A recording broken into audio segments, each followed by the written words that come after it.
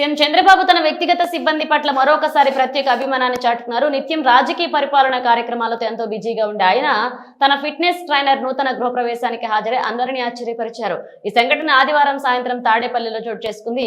CM చంద్రబాబుకు వ్యాయామ శిక్షకుడిగా పనిచేస్తున్న జోసెఫ్ తాడేపల్లి ఆశ్రమం రోడ్లోని అమరావతి ఐకాన్ అపార్ట్మెంట్ లో కొత్త ఫ్లాట్ కొనుగోలు చేశారు. ఆదివారం సాయంత్రం జరిగిన గృహప్రవేశ కార్యక్రమానికి సీఎం హాజరయ్యారు. అంతకు ముందు మంగళగిరి మండలం ఆత్మకూరులోని టీడీపీ కేంద్ర కార్యాలయంలో జరిగిన సమావేశంలో పాల్గొన్న ఆయన అది ముగియగానే నేరుగా తాడేపల్లికి బయలుదేరి వెళ్లారు.